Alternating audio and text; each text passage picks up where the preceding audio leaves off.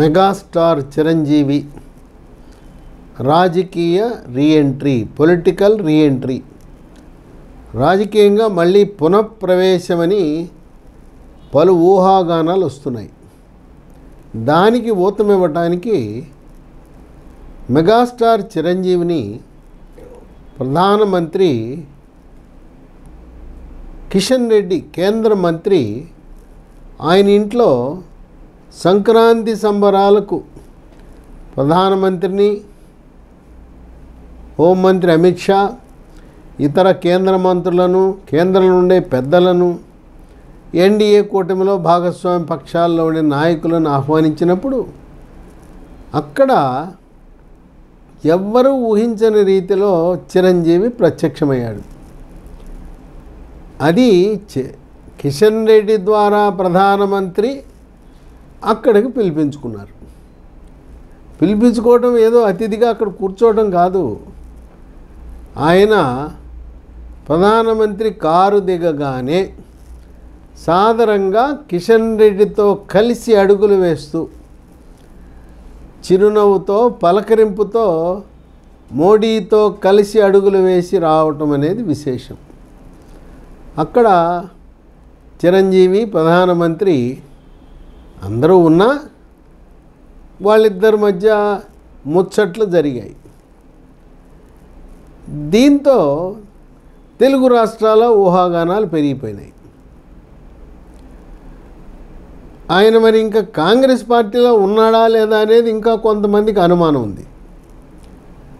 ప్రజారాజ్యం పార్టీని నిర్వహించడం కష్టమని భావించి అప్పుడున్న వైఎస్ రాజశేఖర రెడ్డి కోరిక మేరకు ఉన్న 18 మంది ప్రజారాజ్యం పార్టీ పిఆర్పి ఎమ్మెల్యేలతో సహా కాంగ్రెస్ పార్టీలో విలీనం చేసి రాజ్యసభ సభ్యత్వం ద్వారా కేంద్ర మంత్రిగా ఆయన బాధ్యతలు చేపట్టాడు చిరంజీవి.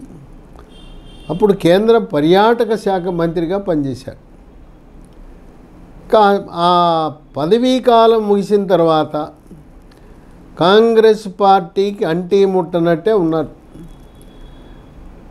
కాంగ్రెస్ వాళ్ళు కూడా ఆయన పార్టీలో ఉన్నాడని అనుకోవటం లేదు.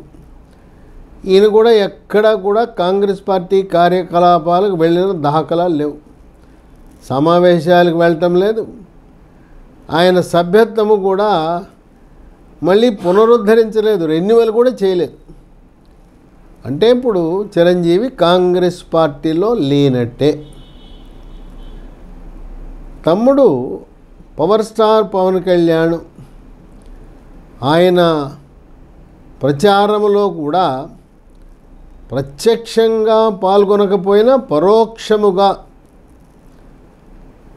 అన్న పవర్ స్టార్ పవన్ కళ్యాణ్ని ఆశీర్వదించటం, తన మద్దతుదారులకు సూచన ఇచ్చి జనసేన పార్టీకి బలోపేతం చేయటానికి ఉపయోగపడ్డాడు.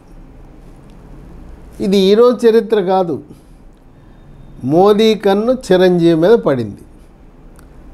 అందువల్ల ఏదో రకంగా మెగాస్టార్ చిరంజీవిని భారతీయ జనతా పార్టీలో ప్రవేశపెట్టాలనే ఒక బలమైన కోరిక ప్రధానమంత్రి మోదీకి, అమిత్ షాకి, ఢిల్లీ పెద్దలకు ఏర్పడింది. అందుకే చంద్రబాబు నాయుడు ఉప ముఖ్యమంత్రిగా, పవర్ స్టార్ పవన్ కళ్యాణ్ ముఖ్యమంత్రి, ఉప ముఖ్యమంత్రుల ప్రమాణ స్వీకారం, మంత్రుల ప్రమాణ స్వీకార సందర్భంగా కూడా ప్రత్యేకంగా ప్రధాని మోదీ చిరంజీవి దగ్గరికి వెళ్ళి అందరూ, మీడియా ప్రజలందరూ గమనించే విధంగా ఆయనతో ముచ్చడించడం ఒక విశేషం. ఇది తెలుగుదేశం పార్టీ ఎన్డీఏ కూటమిలో జరిగిన సంఘటనలు. అంతకుముందు జగన్మోహన్ రెడ్డి ముఖ్యమంత్రిగా ఉన్నప్పుడు భీమవరంలో స్వాతంత్ర సమరయోధుడు అక్కడ అల్లూరి సీతారామరాజు ఆయన విగ్రహావిష్కరణ జరిగిన సమయంలో ప్రధానమంత్రి కార్యాలయం నుంచి జగన్మోహన్ రెడ్డికి ఫోన్ వచ్చింది. ఈ సమావేశానికి మెగాస్టార్ చిరంజీవిని పిలవండి, ఆయనకి వేదిక మీద స్థానం కల్పించండి అని ఆదేశం ఇచ్చారు ప్రధానమంత్రి. అప్పుడు కూడా చాలామంది ఆశ్చర్యచకితులయ్యారు. తమ్ముడేమో జనసేన పార్టీ, చంద్రబాబు నాయుడు బీజేపీతో ఉండటం ఏంటి, ఏ రాజకీయ పార్టీకి సంబంధం లేని చిరంజీవిని ప్రత్యేకంగా పిలిపించి ఆయనని అక్కడ గౌరవించడం, సత్కరించడం ఏంటి అని ఆనాడే ప్రజలకు కొన్ని సూచనలు లభించాయి.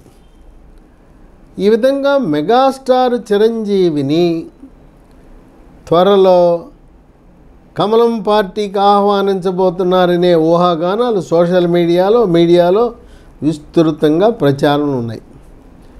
దానికి ఒక కారణం కూడా ఉంది. ఈ బీజేపీ వాళ్ళు సినిమా రంగంలో ఉండే ప్రముఖులపై కన్నేశారు. వాళ్ళ ద్వారా పార్టీని బలోపేతం చేయొచ్చని చెప్పి ఒక వ్యూహరచన చేస్తున్నారు. మన ప్రముఖ అంతర్జాతీయ స్థాయికి ఎదిగిన దర్శకుడు రాజమౌళి ఉన్నాడు. రాజమౌళి తండ్రి విజయేంద్ర ప్రసాద్, ఆయన రాసిన కథలనే రాజమౌళి దానికి చిత్రరూపం కల్పిస్తాడు. రాజమౌళి తండ్రి విజయేంద్ర ప్రసాద్ని కళాకారుల కోటాలో ఆయనకి రాజ్యసభ సీటు ఇవ్వటం కూడా అది వ్యూహమే.